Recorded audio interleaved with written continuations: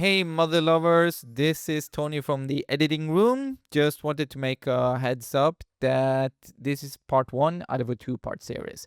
Me and Mal kept blabbering for such a long time that we decided to cut the episode in half. That means halfway through our session, we will stop talking, or rather, the episode will be cut. And you have to wait 2 weeks until you can listen to part two. But trust me, it's too long, so you're better off this way. Hello, welcome to Spanish. We are a podcast about life abroad in Spain. I'm Molly. I have Tony with me. Should I say hi? Okay, hey, I just did the peace sign, but I'm here as well. Hey. Hey.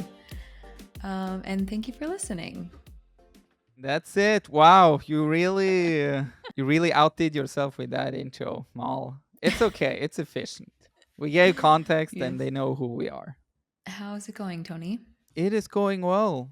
Despite, as I just mentioned, I came back from the bike repair shop on my bike. So I've been biking 45 minutes in what I think is 31 degrees and the sun burning on the top of my head. I'm doing okay. I have a towel here. I washed my face. I don't think I'm too red. I could go on a tangent about how many times I had to return to the bike repair shop to get everything done correctly, but It's I'm a not bike going to do that. saga. It's a saga for a different day. The bike works and I got it back. It went from 1 day to two. Yeah, it went from 1 day to 2 weeks. You're just now getting it back. I got the bike. If that gives you any idea of how slow things move in Spain. Okay, I can't not address it. Let's just go ahead. So the chain on my bike broke. I took the bike. I went there. I've had good experience using them before because they changed the tuberia, like the thing inside of the tire. That was done within like 20 minutes. And they work out of a furgoneta, like out of a van that's usually parked in the same street most days. So I went back, brought my bike, said, hey, chain broke. I had the broken chain here. Can you give me a new one? Can you put it on? They said, sure, no problem. Just leave it here. Came back later at the hour agreed upon. And they were like, That was your first mistake. that was my first mistake. And then I came back and they were like, no, sorry, but it will be ready tomorrow. Let me write down your number. We'll let you know.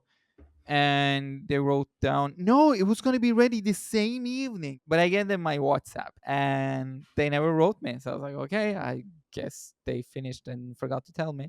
So then I came back the next day and said, hey, how's the bike? And they're like, oh, it's not done yet. And we didn't have the chain, but we ordered it and it should arrive tomorrow and everything should be okay. So, okay. And I didn't get a message that time either, but I went to them and then the van wasn't there even. So I was like, damn it. Like, they didn't send me a message. They got my bike and now they're gone. And I had a travel coming up. So I just wanted to get the bike home and put it in my apartment. I went traveling. I forgot about the bike for a week.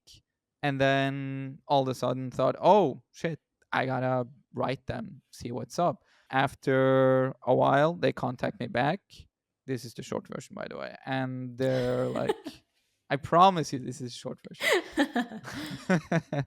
And they're like, hey, no, like we had to order the chain, and then he got the chain, and it was a wrong chain, and like blah blah blah. So I was like, okay, but I'm traveling. Can you have the bike ready at like this date here? And they're like, yeah, yeah, yeah, sure. The day after that or something, they had the bike ready. So I went to them, got the bike, threw it in the car, went home, and then obviously they have forgotten to like attach the like a protection or something on the bike. So then I had to go back today with the bike again, have them attach it, but there were some special screws and they couldn't find it. So I was just standing there boiling in the sun, just waiting. I'm like, God, can't you just like get this done? And at the end, everything was okay and I didn't pay much. My biggest frustration is just they didn't handle expectations very well. Like, if I get that things happen, I get that one does mistake. I get that one can write down the wrong number, but when everything happens and I just end up spending so much time with back and forward and phone calls and taking up and down seats of the car so I can bring the bike. And in total, I just paid 27 euros. And there as well, they were like, yeah, this is going to cost 18 euros or 19 euros. And And they then it charged ends you up, more. and then they charge me more. I'm like, hey, why is this more expensive? Oh, we did the mistake and it's a different chain. So again, it mistakes happen. It's not that expensive, but I wasted so much time and energy, and it just had like a new twist to it every now and then. So what was gonna cost 19 euros and take less than a day ended up taking 2 weeks. It cost 27 euros. The biggest disappointment is and frustrating thing was going back and forward. Like I Yeah. lost so many hours on that. Yeah. Hours I could have Yeah. spent with my dog or working or not being freaking irritated over the whole bike thing. Time is money. Time is money. So this is like a stereotypical Spain moves slow story. But what is the lesson that we can take away from this, Tony? Buy a brand new bike that you don't have to replace the parts months into buying it. That's the thing. Like it was a cheap bike, but it seems like every 3 or 4 months I need to change something and like spend the hours at the repair shop. So if you start like adding up, let's see like 1 year down the line or 2 years, like how much money I spent and how many hours I invested into it. There is a term, buy nice or buy twice. And I'm getting close to buying twice. Although, I mean, you wouldn't think a bike is like that. Like, it's not like underwear where you're like, oh, I should not buy this secondhand. You would think it would be trusty, but Well, to be fair, I just paid 60 euros for that bike. So, and how it's much not is a new. brand new one? Well, that depends. That's everything from 300 euros to 3,000 or 30,000, depending on how pro you are. I got a cheap bike on Wallapop, like a secondhand app for selling and buying, just because I didn't know if I was going to use a bike or not. I will just buy this cheap bike. It will last however long it will, and let's see how much I use it. And if it's worth it, then maybe I'll upgrade one day. And I'm kind of like in the middle right now. It's like the perfect bike to going to the beach with and stuff. Let's see in wintertime how much I use it, if I should just keep repairing it or buy a new one next year. My vote is that you just get a new bike that doesn't have problems, and because if you buy it at a repair shop, they just take care of everything. It's like under a warranty. 300 is kind of a lot, I think. Equivalent to the bike I have, giving the size and stuff. I think you would need to pay at least 300. Yeah. Well, crisis averted, right? Crisis averted. That was my little tangent for this episode. Should we have a complaint corner? Because I have a lot of complaints as Oh, well. dude, that could be a new segment. Let's keep this as a trial segment for now. Do you want to add to it, or do we Yes. do? I mean, it's not related to a bike, but Okay. I have been here in Spain suffering in Sevilla for the last 2 to 3 weeks in 40 plus degree weather. There was some days it was 43, 44, and it would get down to like 35 maybe at night. It was crazy. And then you got sick. Okay. And my boyfriend blamed it on the air conditioning, which I don't. So then we had to say no to the air conditioning at night. We had to just turn it off. I think your boyfriend is kind of superstitious when it comes to the air conditioning. Like, like it doesn't need to be like polar cold. Like there is an in between setting on the aircon. But for him, no. He's like, we got sick. We're turning it off. He hid the remotes. No, he didn't hide the remotes, but. He took the batteries out. So I haven't been sleeping for the last like 3 weeks. I have mosquito bites all over my body because we were sleeping with the windows open, and mosquitoes love my blood for some reason. That American blood, they just can't get enough of. I guess. I don't know what it is. No, I think it's women. I think women are more susceptible to bug bites. Because they have less testosterone? Could be. I don't know exactly what it is, but I don't think and no, this is it. Men have hair on their bodies, so the mosquitoes cannot get through that layer of hair. Mm. I saw that one time, probably on social media. But now it's cooler, so I'm my complaints can end there. So what do you Yeah. do when it's 40 plus degrees midday? Do you We wear worked. We worked in the house. We were no air conditioning there either because we don't have the electricity because we're working on tearing Oh, down the walls. well, I guess Yeah. your boyfriend was happy, but still, like that sounds horrible. Sweating like pigs. We did go to the beach last weekend. We Mm-hmm. went to a chiringuito, took a bath in the sea. I see that would be like the closest one to Sevilla. Yeah, I think it is. It's in Huelva, south-ish of Sevilla. Were there a lot of non-Spanish tourists there? It's not a beach for tourism. I mean, it's small. It's like in between towns. Huelva is it's a city, I guess, but it's not very big. And then the next town over, there's no airports, there's nothing. So it's harder to access for foreigners. So I would say no. I don't think there was any foreigners. Just you feeling integrated. Huelva with H. Okay, that's where that is. And then the next town is like El Rompido and Lantilla and Ayamonte, which all of those towns are not well known at all, at El least. Rompido. That sounds like the destroyed. Is there anything to it? Well, the word rompido doesn't exist in Spanish. It's roto. I know, but still, it sounds like the destroyed or something. Well, it's like it's the past tense of broken, but in a way of like incorrect. So I think it was named for English speaking people that came and they couldn't like they didn't know how to speak proper Spanish and so they ended up calling it El Rompido. That makes a lot of sense. And I just tried to write El Rompido in Google Translate, and it just shows up as the broken one without any suggestions of correcting Ah, it. like a movie or Not into Google, but Google Translate. So, oh, and it doesn't that's weird. show any correction. So maybe it's accepted, but it's not native. No, that's like saying abrido. He abrido la ventana. Yeah, I know. And everyone will understand it, but it's No. incorrectly. Yeah, you can't say it. I mean, maybe people would laugh. I don't know. I said that a bunch of times. Have you? Yeah. Those ones are tricky for me. I always Mm. have to think like twice before I could conjugate those verbs. But yeah, otherwise, happy to be here. Happy to be alive. Should we get into the episode?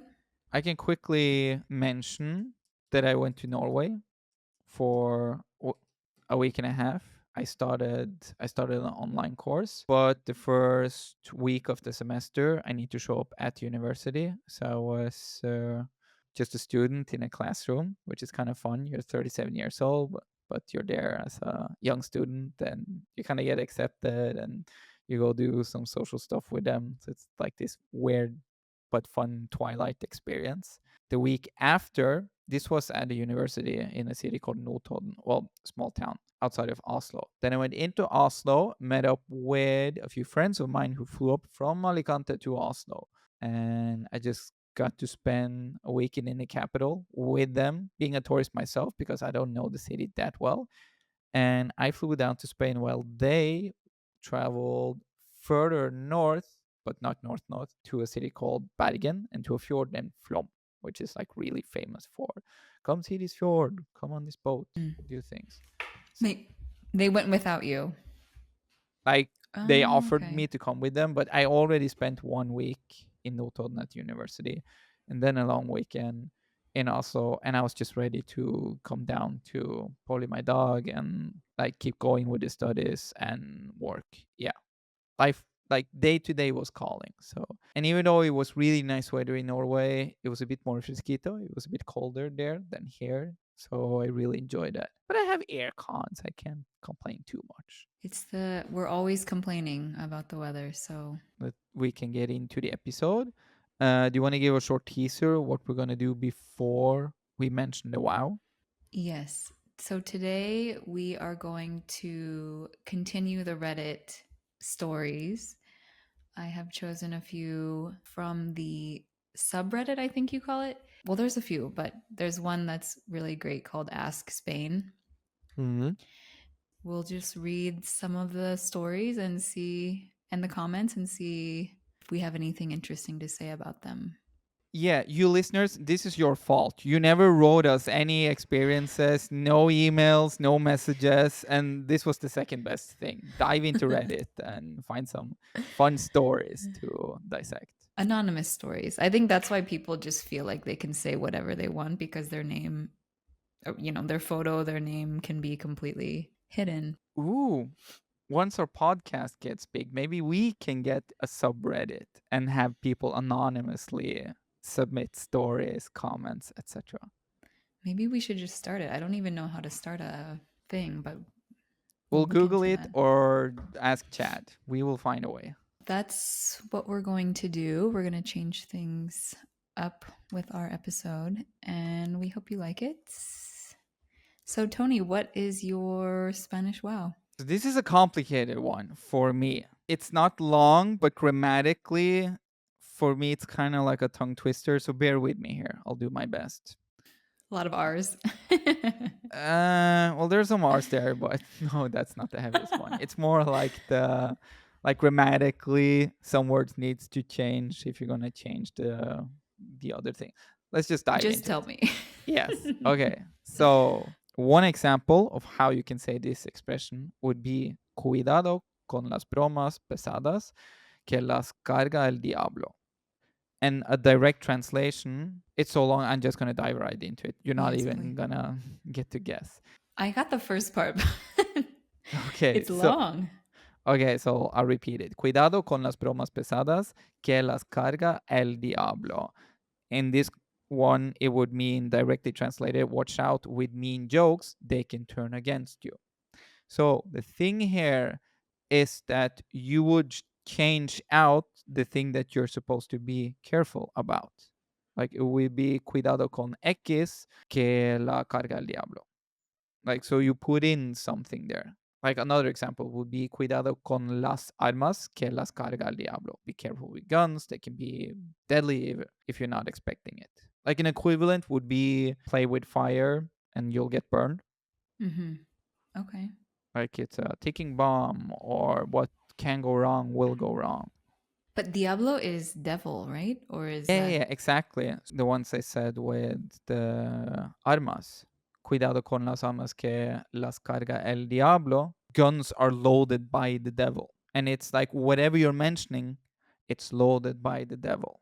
okay? I was wondering where the carga came in. So that's what I mean. Like the expression depends what you're talking about, depending like what the person is doing. Like if he's throwing a knife, it would be, hey, cuidado con el Let's see if I can translate this one in my head quickly. Cuidado con el cuchillo que lo carga el diablo. That's a little bit dark, isn't it? Because you're just using a knife. Yeah, okay, cuidado con el perito. Like dark in the sense that you should be careful. Yeah, cuidado con el perito que lo carga el diablo. But that's grammatically. Here it will be que lo carga, but let's say it's female and plural. Las bromas pesadas, que las carga. So it's not only the thing you should be careful about that you're changing, but when you're referring to it in the second half of the expression with el or los or la or las, that changes as well. That's a tricky one. I like it. It is a tricky one, and I probably did a horrible way to explain it. Like the template here would be cuidado con, put in whatever, que la o las o el o los carga el diablo. But you're kind of warning someone against something bad rather than just like a dog, right? You are playing or doing something with something, and then they're warning you about, hey, that thing that you're doing, be careful, like it might blow up in your face. This happened to me in Oslo when I was there with my Spanish friend. My Spanish, well, she's Argentinian. She said this to me about something I was bantering about. And I was like, ¿qué? And she did her very best to like break it down. So, Ornella, shout out to you for contributing. Thank you, Arnella. Now I want to know what you were talking about. I can't remember. Maybe I should write her and say, hey, what were we talking about? And then if it's like really private, I will just not follow Got up it. on it. Yeah. Okay, so that was my wow. Now I want to hear yours. Okay. Well, mine is the opposite of yours, so it's interesting that we chose these. Mine is ser mano de santo. Ser mano de santo. To be brother of santo. Mano. Ah, La mano. ser mano. So be hand of santo. Mm. And who's santo? A saint. A saint. To be hand of the saint. Like you are doing something really good. Kind of. So the translation is there was a few. Just what the doctor ordered, which I don't know. That one is maybe a little bit off. Or works wonders, works like a charm, works like magic. And I think it's mostly used for when you're sick and like asking for remedies. You Mm. can say like el té manzanilla es mano de santo si estás resfriado. Ah, Like a remedy for something. that thing, that good thing is la It's mano. a healing. It comes from when like Jesus would like touch people with his hand and heal them. I think you can also say it in a way of like joking of like gazpacho is mano de santo in Merano. It doesn't have to be a truly healing thing, but it's something refreshing or that. Something that gives you a great sensation or just what Yeah. the doctor ordered. Hey, you can say that. I would say, like, if you had a Yeah. gazpacho and it's 44 degrees, you would be like, ah, just what the doctor ordered. Like, you can say that, no? Yeah, I would never, but yes, you could. It's very colloquial. Yeah, so that's mine. I just learned it recently. I think you should use it, Tony. I owe it to myself to repeat all of the wows here. Write it down in a book. Write it on a weekly basis again and again, just to Until it sticks. Until until, it just comes out naturally. until I'm just so sick of writing it down. I will just talk in expressions. And I like short ones. Anything longer than 3 or 4 words, I end up not using because then I'm like, okay, this person's listening to me talk and they're not going to want to wait until I can figure out how to finish the rest of the phrase. So let me just choose the quickest one. Yeah, this one, cuidado con whatever, que lo carga el Conjugate diablo. the Yeah, I indirect will be like, object. wait, and then like pull up Spanish dicto based on like, how do I say this? But no shame if that's your thing. We don't judge a No. lot. Thank you for sharing your Spanish wow. Ditto, Mal. So now we can go to the Reddit threads. The first one is I'm going to read, let's go every other one. So I'll read the first one. Okay, cool. This is titled Swedish Guy Trying to Embrace Spanish Culture. I'm 27, visited Spain Christmas of 2023 and fell in love with the vibe, the people, and the country. Just 9 days in your beautiful country, me and my soon to be wife, 24, wants to move over there. My question to you is how can we become one of you without looking like two tourists trying to fit in? Thanks. Do you have any thoughts on this, Tony? Well, I'm not Swedish, but I'm Norwegian. I kind of like the brother or the cousin of the Swedes. I once came to Spain, and my biggest wish was to like fit in quickly, but that's a long process. I'm 7 years in, and I'm like, yeah, I don't know if I'm ever gonna be a Spaniard. I will always be a Norwegian. Well, and some of the comments, I mean, the most common comment was just learning Spanish. Which, as if you've listened to the prior episodes, when Tony first moved here, he was in a bubble speaking Norwegian and English and did not mix as well as he is now. No, I lived truly in a sphere of 90% Norwegians and 10% other nationalities. Like I did not mingle. at all. And it was this wish to like learn the language, but then you're just surrounded by people who don't, and you start making excuses. And it's like, oh, I tried to say this thing in Spanish, and then they just talked in English. And then I was like, well, then I can try this half a sentence here. And so many excuses. Yeah. It's hard to go out of your comfort zone. It's hard, but it's mandatory. You move to a new country. Like that's part of the You're signing package. up for it. Yeah. Yeah. You're obligated to do it. It's your responsibility. Well, this one person, I believe he's Spanish. If you want to not seem like a tourist and seem more integrated, one, learn Spanish. Two, wear sunglasses and sunscreen. No socks with sandals, please.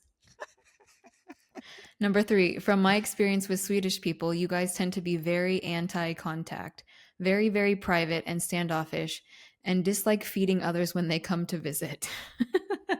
Hmm? Like not liking to give food to other people when they come visit you.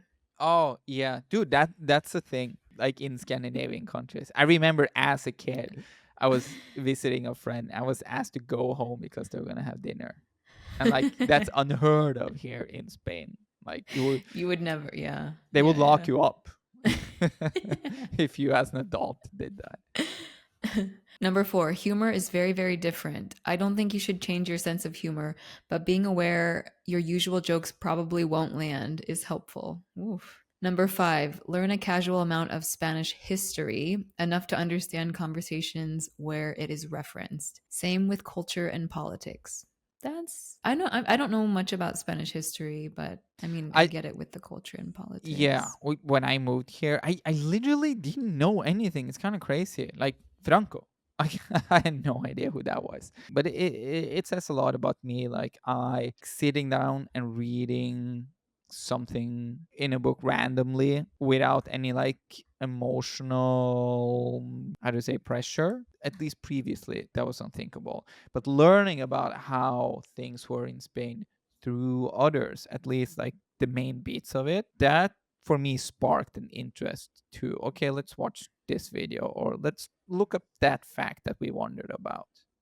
Because you have someone to talk. If you're just doing it for yourself, you have nobody to be like to talk about it with and discuss it and ask questions. You know, it's Yeah, not as interesting if you're just doing it solely for yourself to keep exactly. inside.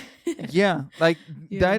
that's kind of like the spirit of moving to another country or traveling in general. You could Google everything from your home, but to feel it on your body, to feel the smell, to look into someone's eyes when they will wholeheartedly preach those political views that are polar opposites to your own, but you don't have any reason for opposing them or arguing against them. It's they're a different person and they grew up with different things and they have different experiences. Like it triggers like a totally different kind of curiosity to look up history, to look up facts. So even though I really agree with is being said here, I also feel the need to say a lot of this can come with time. It's not expected to have all this lined up overnight. But it Right. is cool that he will like bullet point it like this.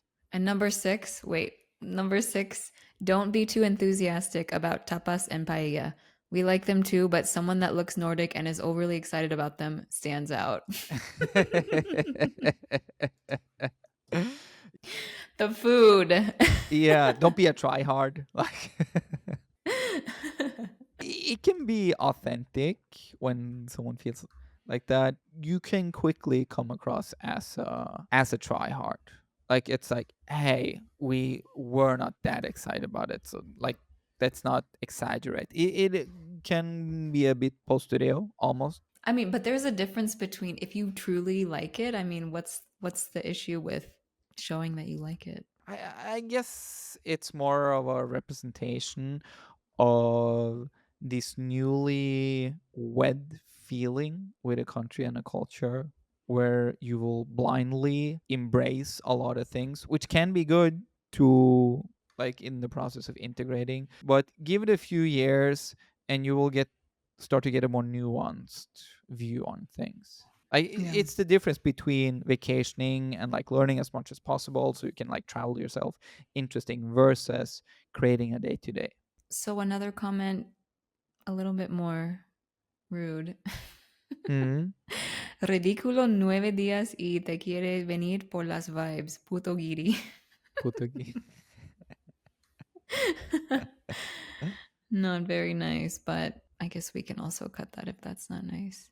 No, let's keep it. Basically, just people saying, and I'm guessing these are all people, Spanish people, but Well, you don't know. It can be people who have just been here a long time, so they have this nuance.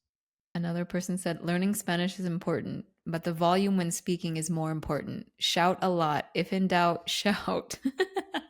Dude, when I was in Norway now for a week and a half, people were so quiet. Like the inauguration, the first day at the university, and we were in this auditorium, and there were 8 teachers, professors, and admin people taking they were like lined up, and they took one step forward. They presented who they were, what they could help us with, etc.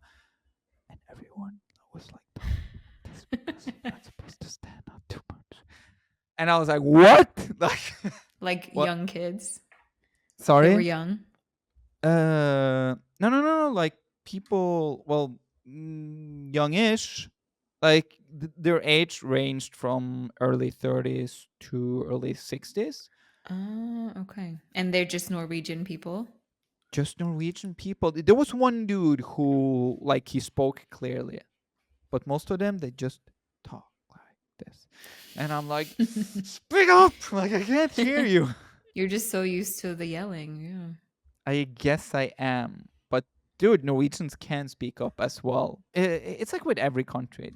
You find all kinds of people, but there's an average.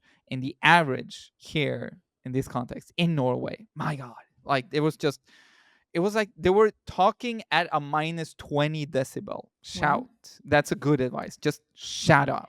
be Just loud, wow. yes. Yes. That's one way to fit in here. I second that. So, should I take the next thread? I have not read this, so I'm just diving it right into it. I'm opening up what it's really like living abroad compared to the US. Are they talking a lot about Spain in this one?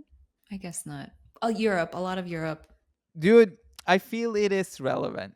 Some of the comments here, it kind of leads into the ignorance of being in your own country versus outside. Okay, so the first comment, what's it really like living abroad compared to the US? In Norway, when we refer to not living in Norway, we don't say directly translated to live abroad. We say to live in the foreign land, utlandet, in the foreign land. So it's like it sounds like one destination, but we're just referring to everything. In Spanish too, right? En el extranjero. Or extranjero. Okay, maybe every country does that. No, in the US, not really. In the US, I don't think we have that. Because when I hear en el extranjero, I'm always like, that's weird. Maybe it's a European thing. Maybe it is. I don't know. Anywho, the first comment here, it just says different. The amount of different depends on where you go. And there's so many layers to that comment, almost like a poking at someone's ignorance just for asking such a vague, ambiguous question. So another comment, I love living in Europe. But what is Europe? That can be Norway, that can be Italy, it could be Okay, these are all Ukraine. US people, most likely. I So guess, but okay, have some patience. yeah, I'm gonna stop cutting myself off here. So I love it living in Europe. No matter what happens in US, I'm staying put. The pace of life is slower, the quality of life is higher, tap water is drinkable, children are safe walking alone in my city. Obviously, we have no idea what country this is, but they're weighing like pros and cons against the US. Here's another one. For me, it's both liberating and lonely. I don't feel American anymore, but I'll never be British. Okay, so they live in England. My kids can afford an education and we have free healthcare.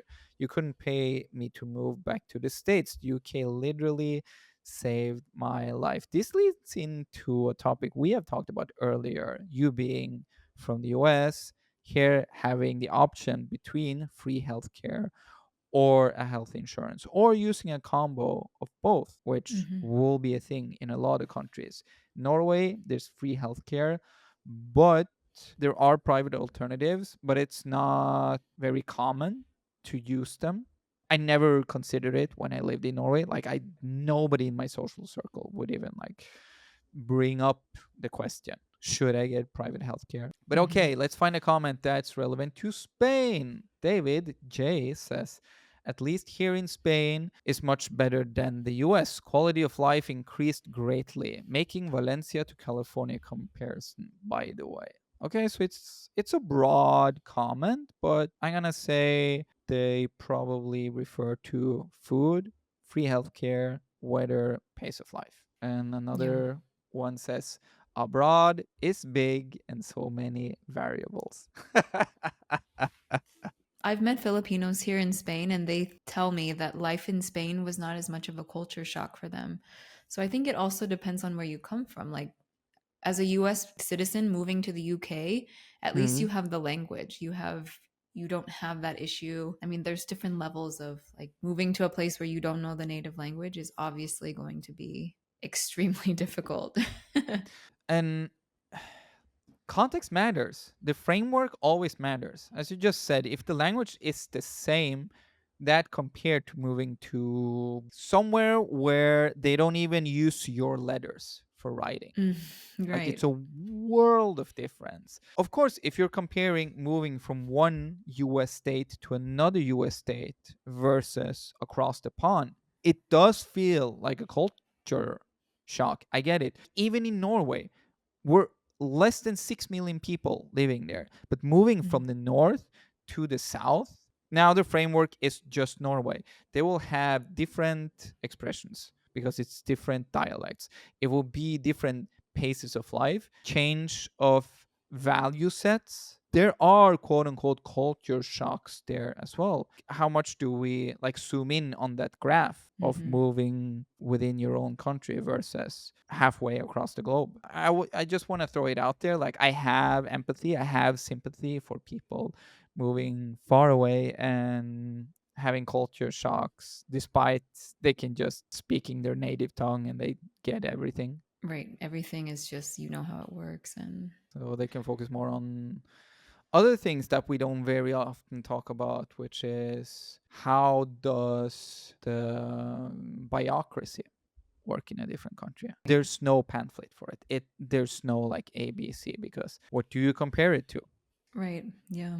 And it's just like figure it out as you go along. You stumble upon some challenges and then you just have to figure them out when you're in the midst of it, which I guess goes for everything when it comes to moving to a new country and different culture. Like, there's no ABC. It's just from A to Z to K to M to like just Hmm. jumping back and forward.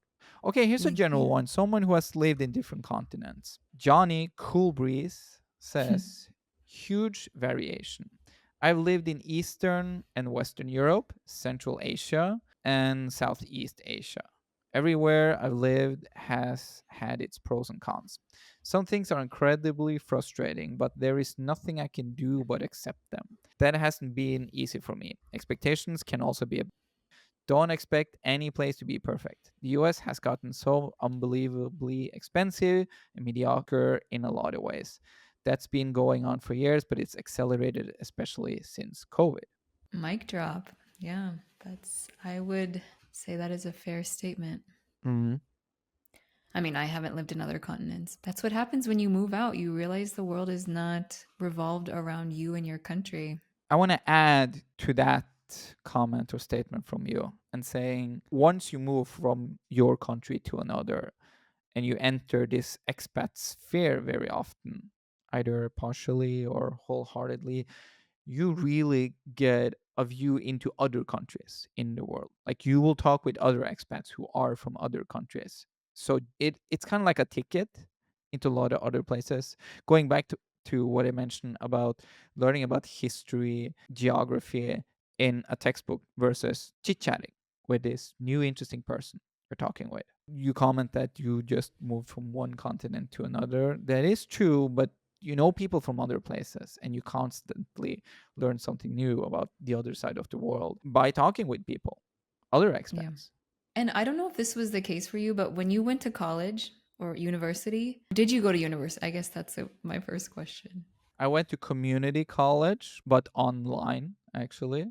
And now is my first time at a university.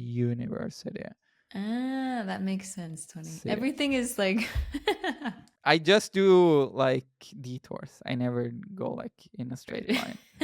I'm just like looping. No, I didn't know that. The short answer is, in all like phases of my life with things related to Norway, it's always been contained within Europe. It hasn't been like from all over the world. It's Yeah. always like mid northern Europe. When I went to university is when I really opened my eyes to, I mean, there's people from all over the world in those universities. Mm. And I just remember I was only friends with the foreigners, and I just felt so connected to them. Yeah. And even though like maybe we didn't speak the same language, but I just felt this closeness to them that after going to school with these people, like I just felt more comfortable traveling and going out of my comfort zone to get to know people that, were not like me. They didn't come from the same places as me. So I think university is important for that reason, because you really change your mind in that, especially if you're really young. It really impresses you and you're just like, wow. And you either really like it or maybe it makes you uncomfortable, and then you're just like, okay, I'm going to stay here and never leave my house. It makes sense that universities in the US will have so many different nationalities, not just from like the same continents, but really across the globe. People want to Mhm. go there and get their credentials. That's, I guess, one good thing about it. And just like that, part one was over. And you gotta wait 2 weeks, unless you're listening to this at a later point in time, to hear part two. So again, part one out of 2 parts, you finished. Did I explain myself thoroughly? Is this mansplaining, by the way?